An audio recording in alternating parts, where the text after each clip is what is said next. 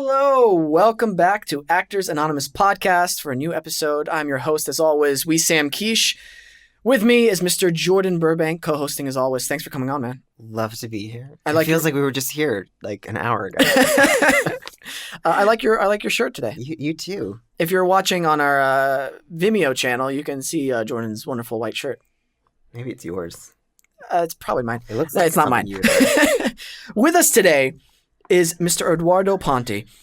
Thanks for coming on the show. Thank you for having me. Edoardo, you've won numerous awards and nominations for directing, writing, and acting. You have been in pre-Hollywood with your projects Chicago International Film Festival, Italian National Syndicate of Film Journalists, Newport Beach Film Festival, and Oldenburg Film Festival, Tribeca. You're fluent in English, French, and Italian. You're co-founder of Take Hollywood. I mean, amazing resume. You make it sound amazing. It makes me want to be friends with you on LinkedIn. That's right. I'm sure you are. You currently finished Human Voice. That's right. Last year with Sophia Loren. That's right. And it was premiered at the Cannes, correct? It was premiered at the Cannes Film Festival, yes. That's Congratulations. Right. Thank you. Wonderful. Thank you. Our theme today is community. Mm-hmm. And I thought it was appropriate since you are the co-founder of Take Hollywood. Absolutely. And I think community is one of its foundations. Would you agree? Or? Absolutely. I wanted to define what community is from the dictionary first. A group of people living in the same place or having a particular characteristic in common. A feeling of fellowship with others as a result of sharing common attitudes, interests, and goals. What common traits do we share as actors, as artists? For me, there seems to be a pattern with all artists. We want to reflect the truth we see in humanity, in nature, in the universe we live in. That truth, that singularity where we can discuss about what we see and why it touches us at our core. It makes contact on the metaphysical, on the unseen, the unmeasured, the ether in which we dream about. Art in itself is the closest to creation in which we can do. With that being said, there is art and beauty in engineering a building, in the slicing of a cell by scientists, in the creation of a video game world. There are truths and beauty in all these things. The term artist can be a very broad term. But back to the idea of community. If my definition of an artist holds up, the true artist out there, from the broadest definition of the term to the most specific, should want to share their creation and discuss upon it, to examine it, to contest it, to dispute it, to ultimately grow from it to the next plane of knowledge and creativity. The creation of this podcast for me reflects this reason. I want to be an open forum with my guests, with our listeners, with all artists, but it must not stop there. It must continue on the base level with your fellow artists in everyday life, at the coffee shop, at your living room, over email, on set, on stage. It must continue to grow like a plant, not only upward, but also with its roots. The roots must stay healthy or else the plant will die. We are the roots in our daily lives and interactions with each other. Edoardo, you work as a director, and for you, what is that? What is when you're telling a story? Do you try to find the truth in that story at all? I mean, what is it that drives you artistically? That fire that comes behind creating a project, whenever you direct specifically. Yeah, you know what's interesting is that every movie I've made, the thought process, the decision process of making it took a split second. It's things that I gestate for a long time that I end up not making. And so really the reason one makes a film is a very private, sometimes very unconscious reason. But then the work of making it is about explaining to yourself and to others why you decided to make this movie. And through this exploration, do you create the work that people will see, the work that people hopefully will be inspired by and engaged in. Absolutely. Whenever you are the director, I believe in a film especially, you are the leader to a certain extent. How do you build that sense of community with everybody else and create a positive environment for that work? The only way to do that is to make sure that everybody feels that they own a piece of the movie. That's how you do it. You know, you have to give your movie to everybody in the room, everybody involved. You cannot make anybody feel or think that they're working on your watch. You're sharing the story together, and you expect them to give you. If you expect anybody to give all of themselves, you have to pay them back with your movie. I gotcha. Where are you from originally? I'm Italian. My parents are Italian, but I lived in France and Switzerland. I was raised in both France and Switzerland. Oh, okay, wonderful. And what was your transition to? Do you live here right now? Currently? Yes, that's right. Yeah. So briefly, I mean, what was your transition? Sure. Well, here? the transition was really college. You know, I went Okay. to USC Film School. Great. And after graduating, I did my MFA here in LA. After that, I went back to Europe. I did a movie in Europe, then in Canada, and then I did this opera in Poland. And then when I came back here, I started working also here. So, you know, I've been, ever since I graduated, I've been really traveling Europe, Canada, the U.S., working Wow. in these kind of, yeah. That must have given you a completely wide perspective on the world, because I remember for me, whenever I left the States Yeah. and I went to a study in London for a little bit, Yeah. oh my gosh. And then I was traveling Europe and I was learning about the arts, acting, painters, musicians, architects. My world, I used to be like this big, and then boom, the perspective just went huge. Well, I mean, I don't even know what the question is. Like, what is it like for somebody like you who seems from an early age you have the world? Well traveled. Yeah, well traveled. Well, you know, more than well traveled, I think that what really helps and what widens the mind is to know languages. Because I know that I have thoughts in French that I wouldn't have in English, Wow. or that I wouldn't have in Italian. Each language really addresses a different side of me, and some parts overlap, obviously. But when I really, and you know, they've made studies where the multilingual person has an easier time looking at a concept from different points of view. Right. Because if you think about it, you know, the multilingual brain is a brain that holds, you know, simultaneously, you know, different words for the same things. So a thing or an opinion is more or less for the brain same concept, right? Oh my gosh. You just got me excited. This is why. I love watching this Japanese comedy group called Downtown. And I've been watching them so much, I've been picking up on the language and Yes. their tonalities Yes. and certain sayings, and I'm understanding them now finally, like certain parts, and I'm laughing because I understand the twist, the play on words that they use. Oh, really? Yeah. And that's why it got me excited, because I would have never ever made that joke in English. That's right. And I'm like, oh, I can only appreciate it in Japanese, because if I try to translate it to No. English, it will not Yeah. play. No. No. That's exactly right. Yeah. Oh, that's awesome. You had a- I mean, your family actually has been in cinema for a long time. Sure. Was that just something that you decided that you wanted to go into? Like, what made you decide to go into the film industry?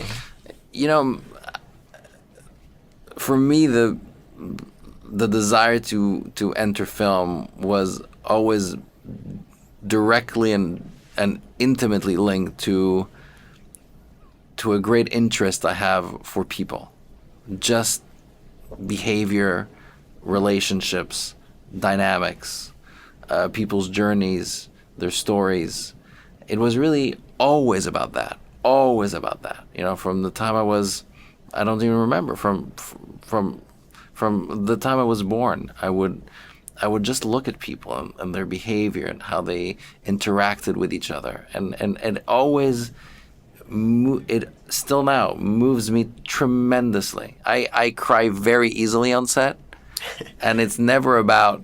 Yeah, I mean, if it's sad, I'll cry then too. But it's not about the kind of the emotionality of the emotionality of a moment is not what makes me cry the most easily. What makes me cry is when an actor hits a moment of truth, and it can be in a comedy, and just those moments of truth just immediately move me, just intrinsically, inherently move me.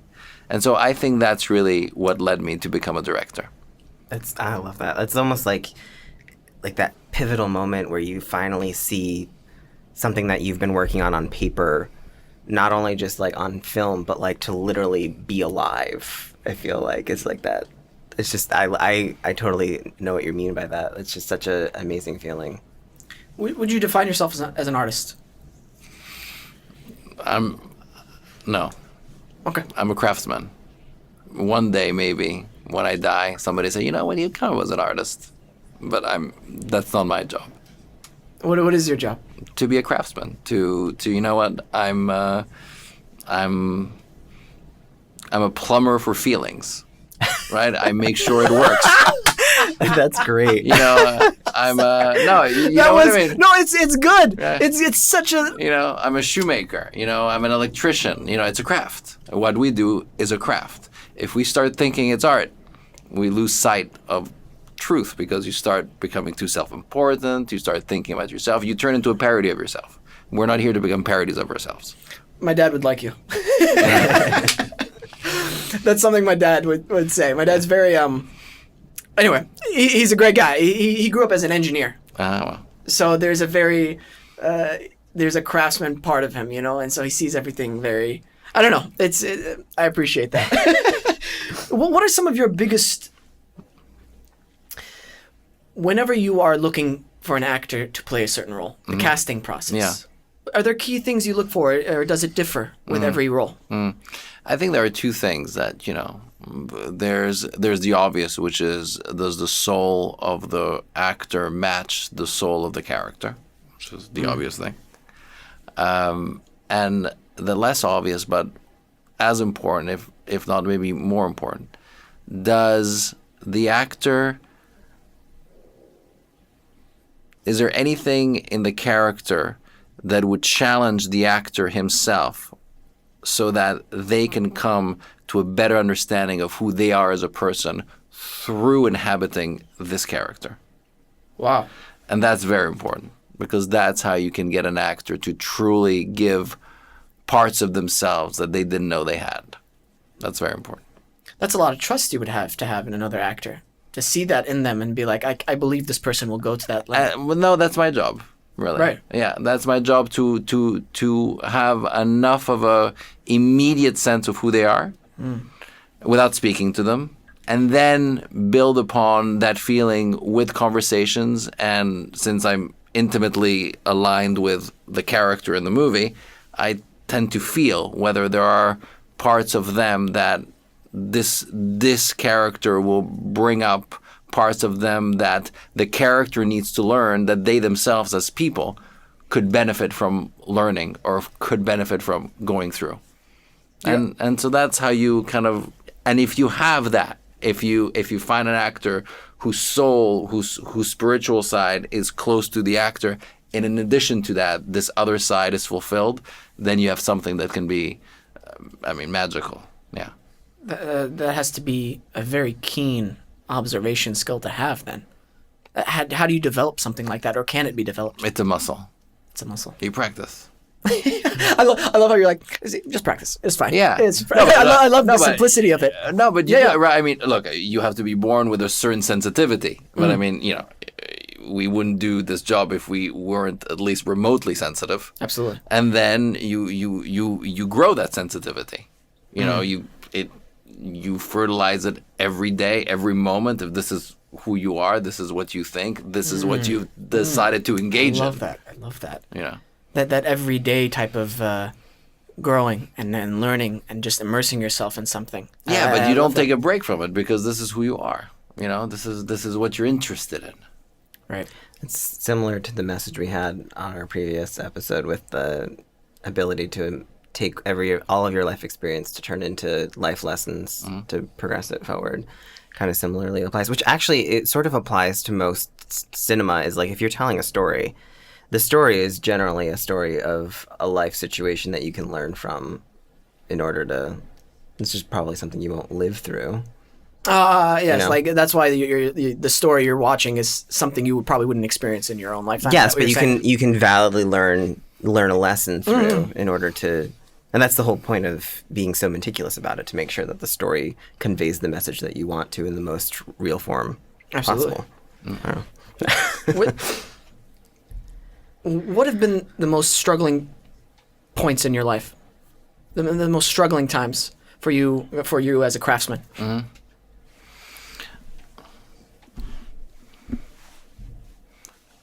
I think not to be.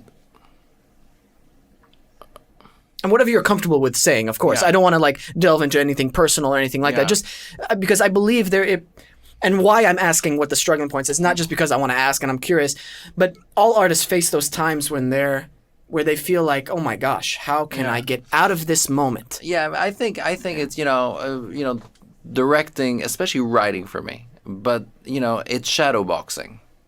You're boxing with. There's always the struggle in between your ego and your id, between what you think you want and your instinct. And our job is to get the closest possible. Our job in the end is to develop one's instinct to the point where there are no more filters in between you and your instinct. And that was the biggest struggle. The biggest struggle was to remove the filters in between me and my instinct. Like what I thought something should be, rather than what I knew it could be, just by feeling it. So you believe instinct is always correct? I do. Yeah. Interesting. Now, Yeah. The instinct has to be informed, right? And you don't just wake up and you have the instinct. The instinct, you sharpen your instinct through, months of work, months of preparation.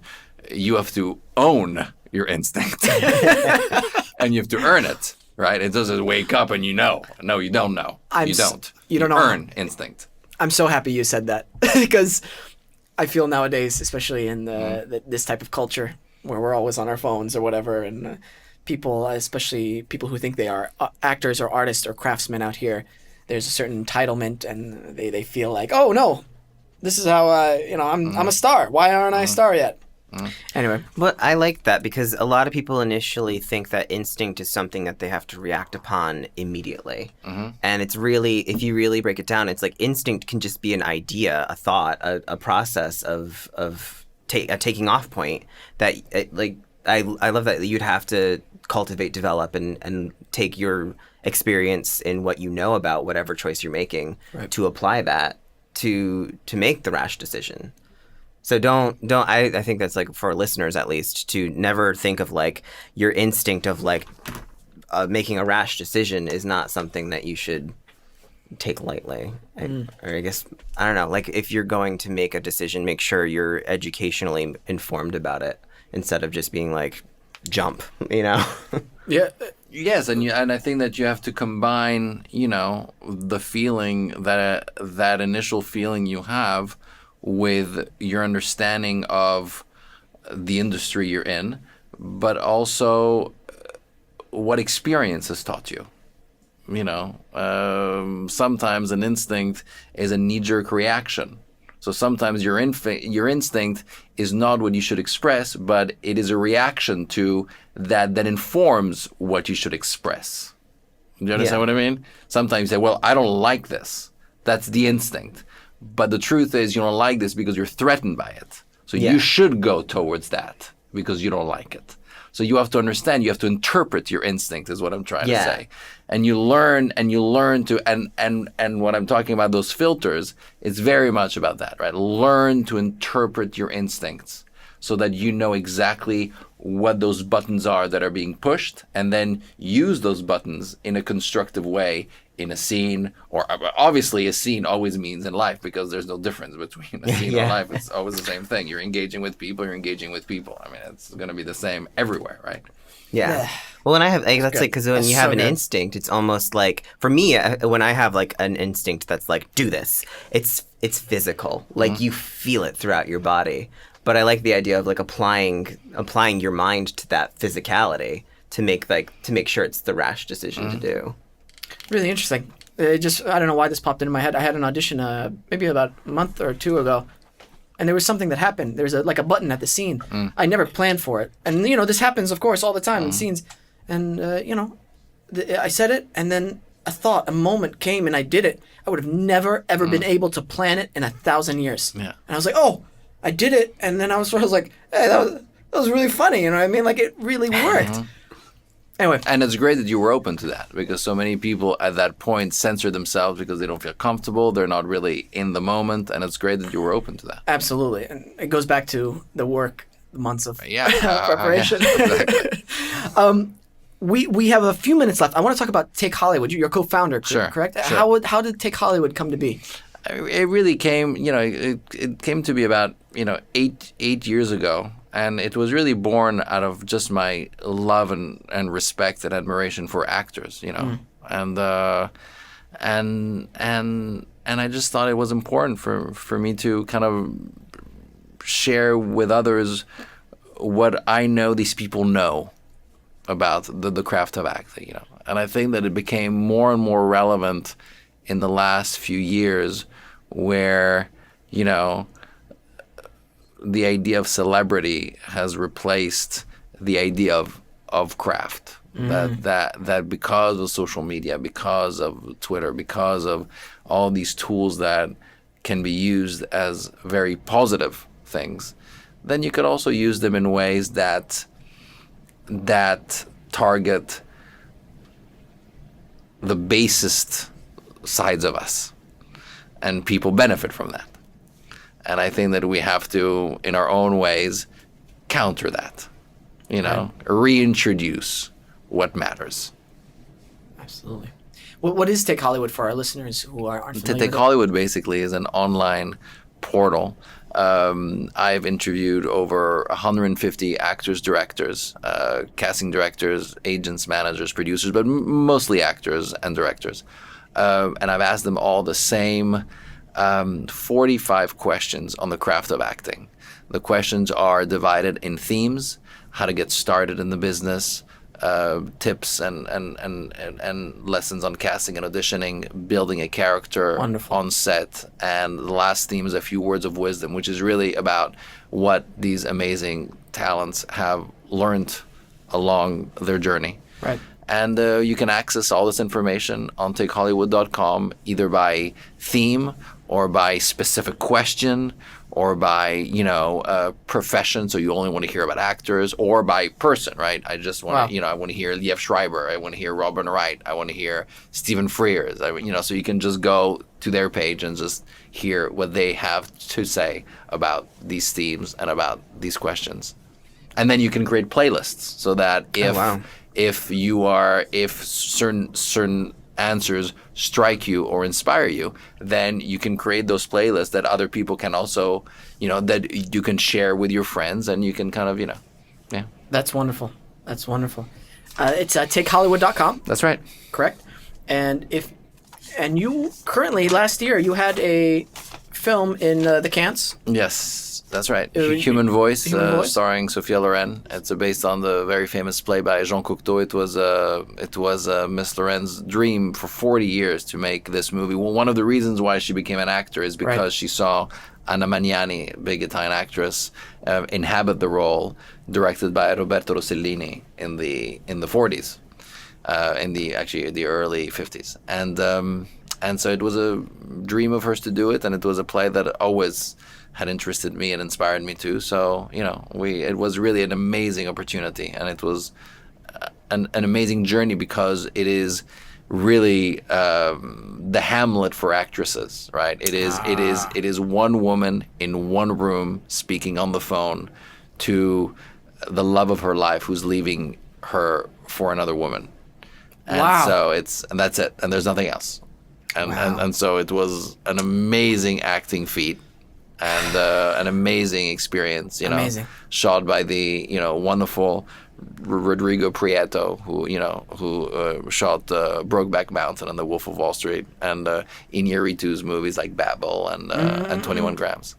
And, shot in Naples. It's a period piece.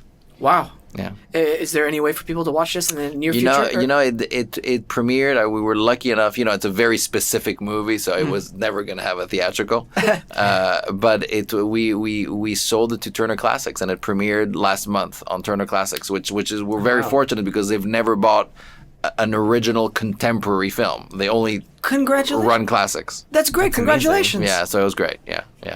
So hopefully they'll be rerunning it, and Right. you can see it there. Yeah, we'll go to their website and hound That's them right. until. That's right.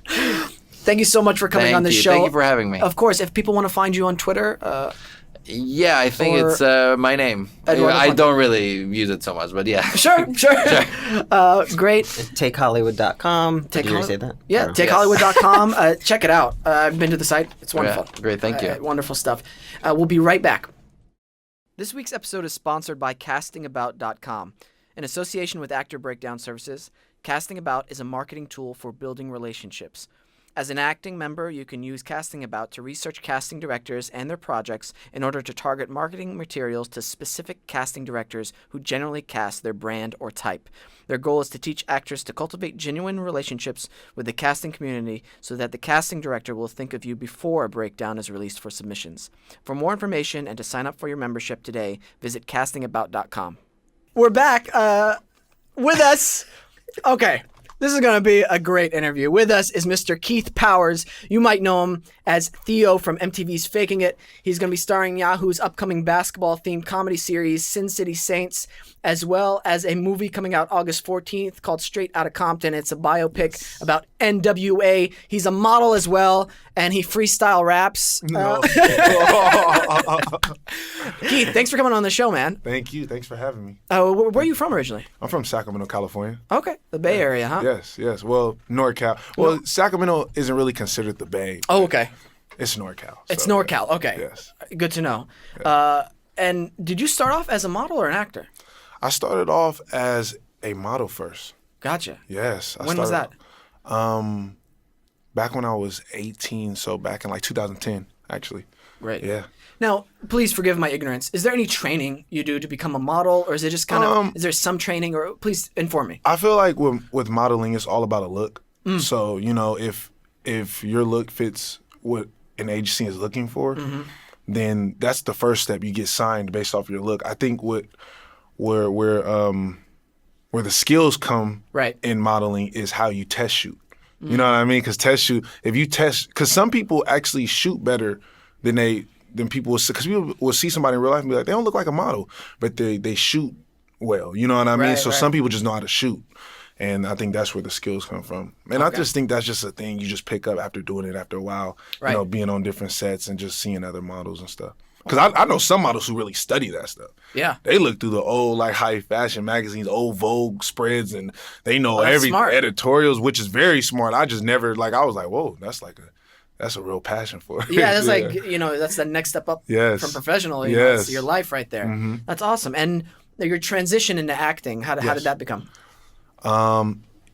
It was basically from like modeling first. And I already had one foot in the door being a model. Right. So I signed with a commercial agent, and then which Of course. HRI Talent, which happened which opened up a theatrical side, which I signed with the theatrical side, and I was acting, like I was going to auditions, but I had no passion for it. I wasn't taking classes. Right. Then I got into classes, and I still didn't have the passion for it yet. And then they got me a manager. Yes. My agency said, we got to get you a manager. I signed with Lou Rockland Entertainment under Mara Santino. And with her, she was just like, I'm going to sign you because basically she was like, I like your look.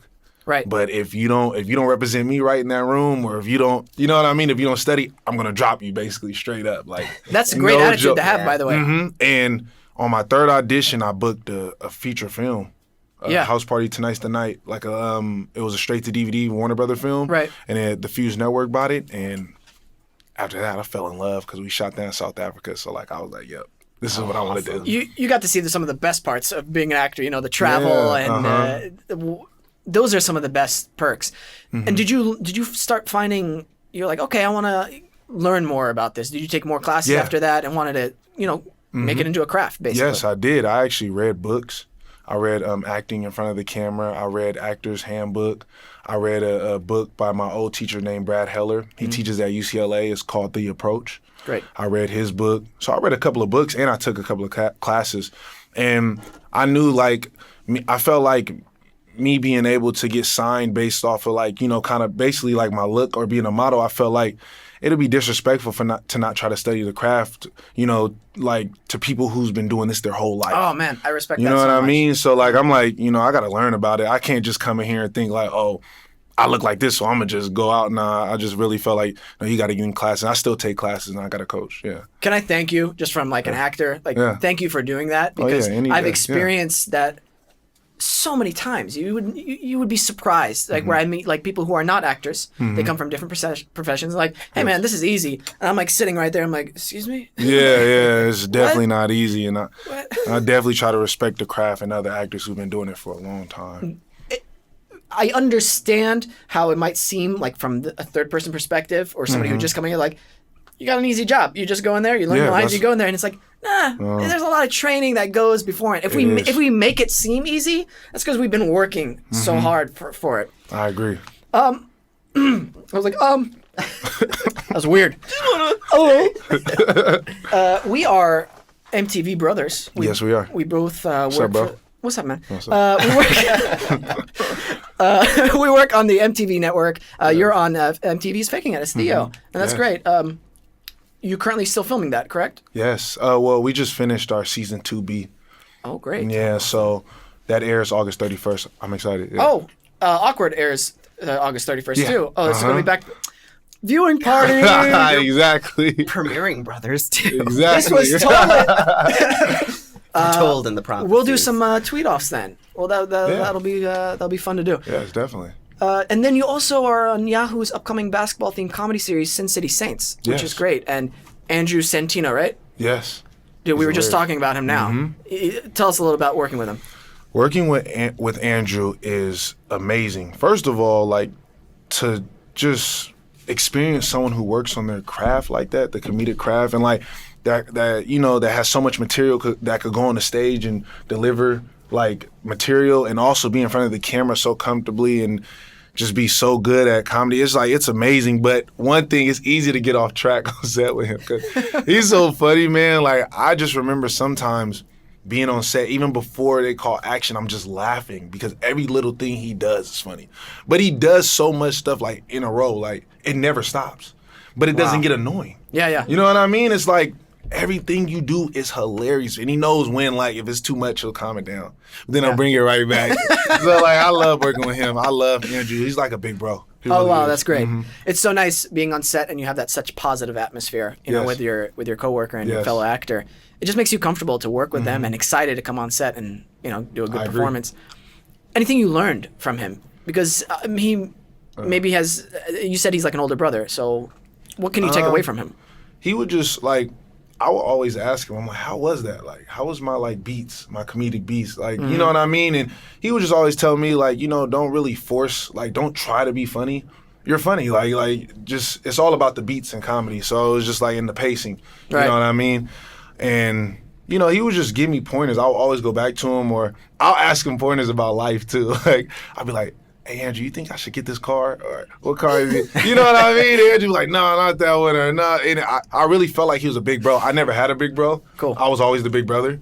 So, when I get attached to someone that's older than me, but, still, young at the same time, it's man, it's like a big bro. I love, people who I could feel like is my big bro for some reason. We should have Andrew on the show. And be like, how was working with Keith? He's like, he asked too many questions. I know, right? Yeah, he has too many questions, man. That'd be hilarious. What are some of the acting techniques, or as far as with the comedy that you were just saying, is there anything specific that you really learned from that? Is there, I don't know, what kind of, is there any motifs or techniques that you might have learned? Well, from that I learned just being on set with funny people like Andrew or Tom Arnold, like I learned how they can improv but still keep that pacing. You know what I mean? So it's like they can add their own stuff but not take away from the piece. Right. You know what I mean? Yeah. I learned that from them because I read in like my old teacher's book, The Approach, in the comedy section. He was teaching us about how comedy is like a straight line. Right. And when it hits that beat, it goes down. And then it comes back. You know what I mean? And that's when I found out, like, oh, snap. Comedy is really it's like an art to comedy. I just thought you go up there and be funny. But no, it's yeah, it's a craft. really a Yeah. craft. And just to see them improv with that, it was just amazing because they could just go somewhere else and come right back on time. You know, Yeah. I've been asked this a few times as an actor, like, which is harder to do, comedy or drama? And for me, comedy. Comedy all day. Drama, it's, comedy is, there's just so many more factors involved. You know, it's like, what kind of comedy? Yeah. You got to play off your reader, too, which is super hard at auditions. Because sometimes your humor and their humor does not match. Yes. And like, if they're looking for a specific humor and you're trying to force it, again, you can't force that kind of comedy. You can't. It's crazy. Yeah, I remember joining my acting class and my teacher asked, "What is something you want to get out of acting class?" And I remember I was like, "Comedy." Yeah. Straight up, it's comedy. Especially with improv, it's like sometimes I imagine when you're thrown into that situation, it's like sink or swim. Oh Yes. shit! Like I really need to, Yes. up that kind of game, kind of thing for that. Whenever I was first starting off in acting, I used to love to do comedy, but play the wacky or like the crazy characters. And now, Yeah. like throughout my career and stuff, I want to play more the straight guy, like having to deal with the bunch of idiots around me. Like I love that. You just made that seem so personal to like you were like kind of indirectly. No, like, no, you guys aren't. No. Oh my gosh. the idiots around me. We love you, we Sam. I love you too, Jordan. No, but you know what I mean. Have you seen Yeah. like The Office? Mm-hmm. Okay, Yeah. like the Michael Scott Yes. character. You know how like Jim, Yeah. like he's the straight guy and Michael's the, the contrast to that. I wouldn't. I like. I didn't used to like being like super wacky Yeah. because I didn't know like if I looked like dumb. You know when you're self conscious Yeah, when you're yeah, first yeah. starting. But now I could do it. I just love it. I'd be all over the place. It's so Are fun. you allowed to talk about your character on here? the Sin City? Yeah, Sin Oh, City Sin Saints? City? Yeah, yeah. Oh yeah, of course. My character's name is Ladarius Pope. He's a rookie point guard. Ladarius Pope. Ladarius Pope. That is an intense name. I know, right? He's a rookie point guard. He gets drafted by Andrew Santino's character, Jake Tullis. He's the owner of our team. Gotcha. He drafts my character, and my character is like one of those guys where you grew up and you're looking at the athletes and they were like rock stars if you didn't know them. Right. My character is that athlete, and it's a lot of athletes out here that's like this, Yeah. that grew up just playing basketball, AAU, everything, just basketball, never really had a personal life like that. You know what I mean? As far as like finding out who he is. So in the show, early on, you find out that he gets injured, and you get to see the real him, and he's like this naive, sensitive, helpless, romantic, like That's great. very like he's like a mama's boy, very young-minded, hasn't really experienced life because all he knows is basketball. So Wow. I think that's super cool to play because it's like playing that athlete but having another dynamic. Yeah, You know it's what layered. I mean? Yeah. You've got layers on top of layers, and that's what makes it interesting to Yes, watch. exactly, and that's what makes Ladarius so fun to play because he's so opposite of me, Right. and I love that. I love playing characters that's so opposite of me. What is some of the biggest? Excuse me. What is some of the biggest struggle you found playing that character? Was there anything like really big? You're like, I'm having trouble They with used this to part. add like, cause they try to make the writers made like Ladarius very intellectual at times. Yeah. So they would add like very big words and like long monologues. So I think that was a challenge sometimes. And I was like, oh my goodness, like I'm definitely not as intellectual as I would want to be, honestly. But it was just like, man, these words are crazy, but it made it so funny.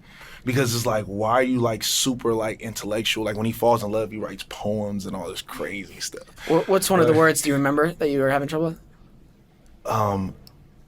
I'm just curious. Oh, I remember this. I remember this monologue, but I remember saying something about something bleakness of something crazy. I just can't remember the rest.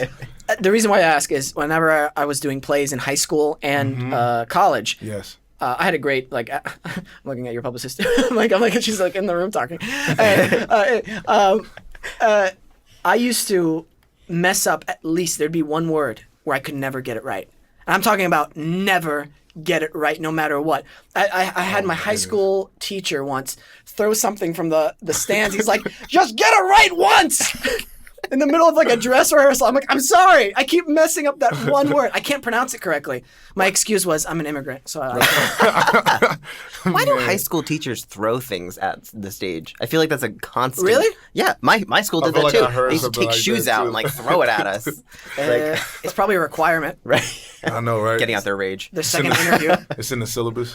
Your movie Straight Outta Compton, Yeah. biopic, that's wonderful. Yeah. That comes out August 14th. When did you film that? I filmed at the same time I was filming Faking It in Oh, wow. in August of last year. August of last year. And got on you. August and up to like October. And I would shoot both back to back. So one week I'll be at Faking It, the next week I'll be at Straight Outta Compton. That's great. And it's a blessing. And some days I will be at Faking It in the morning and Straight Outta Compton at night. So Yeah. it was like, man, it's intense, but I loved it. I've gotten to do a few of those back-to-back type of shoots, and it's a total blessing. It is. It's tough at first, but then It you're like, is. no, it's so rare to work as an actor, like, So you know, rare. so it's like, it's fine. I'd rather be swamped than. Yes. Can we talk about your character a little bit? Yes, definitely. Yeah. I played Dr. Dre's little brother, Tyree Creighton. It's his half brother, and it's just about it's about a story of a rap group called NWA who pioneered West Coast hip hop. Of course. You know what I mean? They, pioneered they created gangster rap. You know what I mean? And I played the little brother of Dr. Dre, and basically you just get to see a part of Dr. Dre's life that nobody really got to see, as far as like his little brother, and somebody that he really cherished in his life. You know what I mean? So, Gotcha. which I feel like I have full responsibility to give the best Tyree Creighton to the people that I can because of who his brother is. And Oh, man. yeah, Thank you, and there's so much respect I have because there's so much weight to the story you're telling, and that's so important and so Yes. critical for actors, especially when they're doing biopics, because you're representing an actual, real human being. Yes. So you better do it correctly and respectfully. exactly. That's wonderful. Exactly. So I can't wait. It's going to be great. I feel like it's a story, especially the younger generation. If you grew up, if you love hip hop now, Yeah. definitely you should see stuff like this. Because they spoke their mind at a time where it was like, what? And they didn't speak it in like a regular way. It was like rebellious. You know what I mean? Right. Like, and that's crazy to do something like that in that time. So I think it's going to be great. Yeah. That's wonderful. Well, speaking of rap, I think now would be a great transition. Give us a freestyle. I think. Go ahead. What? No, I'm not rapping. Oh, you're not for anybody. rapping? Okay, No. Oh man. Do you want to? Do I want to rap? You do want to just? Nah. Not right now. I'm not feeling it. Some days when you just be like, You know what? That's fair. I think I could just go right now. I don't have it right now. That's fair. That's totally fair. I get those days too. You wake up out of bed and you're like, you know what? Today's gonna be a freestyle day. Yeah, exactly. Or it's like a moment when your friends is talking and you just walk over and just like start freestyling. They're like, okay, somebody just throw a beat in here right now. Yeah, those friends that I used to do that to, I don't see them anymore for some reason. It's weird. Got away. Yeah, they like block me on Facebook. I don't know. I try to send them messages of raps, but they think it's poems. That was weird. We would like to actually play a game with you. Okay. If you're up for it. I'm definitely down to play a game. Yeah, we're gonna play a game. Jordan, It's an interesting game this time. We've changed the game up. Uh-oh. this is a new game. Uh-oh. There's So- I didn't realize how many profanities there'd be in this game. I hope everybody's okay with that. This is It's me saying I was in an profanities, NWA so- movie, trust me. I'm good. So this game is called the Insult Game. Okay. I will be directing movie quote insults at Wissam. Okay. And you can try to guess the movie. Oh man. He'll get choices, right? Of what Yeah, movie you it's can be in on it too. This Okay. can be an all play. Except Nicole, she already played it with me. I know the answers. So you're directing these insults towards me, Yeah, it's what I've and always Mr. dreamed of. Keith is going to be guessing from what movie they're from. Yes. Great, and you'll give You him can- a, you can a jump list. on it. Okay, yeah. Yeah, oh, yeah. Sure. I don't. That's a great start. That's a great start to the game. I don't want to do this one. Just keep in mind, ladies and gentlemen, these are quotes from a movie. Right. So if your grandma's listening, tell her Yeah, to right. Block your ears, Grandma. bake some cookies. Insult number 1. Will someone please catch a goddamn ball? It's like watching a bunch of retards trying to fuck a doorknob out there. Give us a multiple choice too. Okay. it's what do you multiple mean, choice? multiple choice. Yeah. Multiple choice? Or just this. It's a movie. It is done in it was done in 2004. Dodgeball? Yes. Oh wow! Wow. Okay. That was I know the movies impressive. by year, by the way. That was actually Movies my first by guess, year. but I was like, I need like a hint. Wow! I Dodge thought wrench, you could dodge a ball. he's like 2004. You're like, oh, 2004 dodgeball. Yeah, that Let me makes go sense. through the roster of what came out that year. Dodgeball is hilarious. That's great. Number 2. I've always wanted to say this to you. Oh my god, this is weird. I work with a bunch of idiots, and then See, that's what you get. This is why you said it. You are a smelly pirate hooker. Why don't you go back to your home on Horror Island? Oh, wait, what year is this? This shut up. There's no way that's real. 2004, by the way. There's This is no- 2004. I know I this just one. heard this though. I swear I just watched this one. What year is this? Give me a break. Give me a break. No, like is this a I don't know. I know. Do you? Yeah, I'll give him a hint. Okay, give me the hint. I don't know if you know this, but I'm kind of a big deal around here. Oh my goodness, what is this? 40-year-old version. No, close. Same people. Same people. Well, different people. Channel Same- 5 News. Oh, Anchorman. Yeah, there you go. I just want to. I don't know if everyone knows this. Everyone should know this movie. I grew up with this movie, so I don't know about. Okay. This is the last one? I just really want to say. We have two. We have 2 more. 2 more, okay. 2 more. This one I just really want to say to you. Well, all right. I don't even know if anyone's gonna get this, All but right. I can give some clues.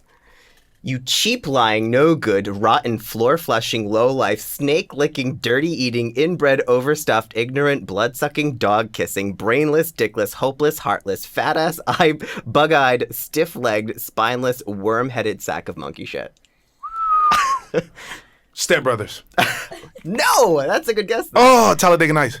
This is 1989, Oh. but Oh, it is part of a long series of reoccurring movies. Like they make. All right, I'll just say this: it is a National Lampoon's movie. oh my gosh. Do you know? You don't know. I don't. 1989, Keith. You got that? Chevy Chase. Oh, and that European Vacation? Nope. Oh my gosh. Wait. It's not the vacation movies? Not having a happy holiday. Clark. Christmas Vacation? Yes. National Lampoon's Christmas Vacation, okay, Which okay. I'm like, that's in that never movie. seen it. I used to watch that movie. I as never a kid seen all the it. time. You never seen it? It's a good. You Oh, should really? watch it. Oh, God, that's it's on my like list. a No, I really, gotta see yeah. it. It's a good classic. You know what I mean? One of those Yeah. classic movies. Yeah. Wait, here's our last one. This is Okay. really easy. I ate pieces of shit like you for breakfast. Oh man. I heard that in a rap song. It's NWA, right? Are you being serious? I swear, in Kanye West's Oh god, yeah. Jesus Walks, I think. You don't got the answers. You ain't got the answers. What movie is The follow-up line to that is, you eat pieces of shit for breakfast? Oh, that would be something I would say in return. I know, right? Adam Sandler. Oh. Oh, Oh man. Early years. Early years. Oh, it's Waterboy. Ooh, nope, earlier. Oh, Mr. Deeds. No, Happy Gilmore. Yes. you like disc golf? I just always wanted to say that to you. That was like the best hint ever. I got out a lot of my Thank you. emotions towards B. Sam there. Jordan's crying right now. There are tears of joy coming out of his face. Just kidding. Keith, idiot. thanks for coming on the show, Thank you man. for having It's me. such a Thank pleasure you. having you on. We'd love to Yes. have you back on whenever the NWA movie comes back out, you know. Yeah. And if there's one piece of advice you can give to struggling artists out there, whether they be actors, models, or whatever, what would you say? I would just say you're always going to run into more no's before yeses. So it's just like, look at every no as a blessing in disguise. You know what I mean? At the end of the day, God is going to put you where you need to be. You know what I mean? So Love that. just keep going and just keep working. And remember that, it's not always about booking the job too. It's about being remembered as well. You know what I Right. mean? Sometimes that job is not there for you yet, or you might not be ready for it yet. So it might come back to something else, bigger or better might come later. It's so tough to hear that and just be like, yeah, it's easy to say that when you're working, of course, but like, No. like it's really like, it's like good advice to get, because sometimes you could get very discouraged out here. Absolutely. And I done got to the points where I'm just like, man, like I'm second guessing it, but you just got to really hold your head up high and just be like, just keep working. Yeah. That's perfect. And people have to realize there is no job security in this industry, whether you are a model or actor. Yes. You know what I mean? Yeah. And so there are those lulls. And so Yeah, very well put. yeah, man. definitely, And definitely. best of luck to you. And we'll Thank you. definitely keep in touch. If people want to find you on the interweb, where can they find you on Twitter, Instagram? My Twitter is Keith T Powers. T is in tree in the middle. And then my Instagram is just Keith Powers. So, Wonderful. yeah. Thanks. And then Faking It comes back August August 31st. 31st. And also I'm in a new show called Recovery Road that wonderful. starts next year on ABC Family. Yeah. Oh, congrats, awesome. man. yeah, Yeah. yeah. So Yeah, Great. keep it up. Keep it up. yeah, thank you. Jordan, thanks for co-hosting. As always. Your Twitter? Love being here. Jordan Burbank 7. Wonderful. Thanks to Nikki592. Big thank you to Nikki. I have Yeah. to say, Nikki has been like a powerhouse coming in here Yeah. and just like taking over the sound system, doing all our social media, filming everything. Mad props to you. Yeah. Thank you so much. Thank you. I love you guys. Big thanks to GVB Radio, Gabe out here for all the hard work you've put in. And if you can find me at WeSamKeish Twitter. Also the podcast, ActorsAnonymousPodcast.com. Subscribe to us for free on iTunes. Share with us your thoughts. And share with your friends the podcast. We'd love to hear from you. Hit us up with your questions, concerns, comments, ideas for the show. This is your podcast. This is for you. And always remember to listen, think, and then talk.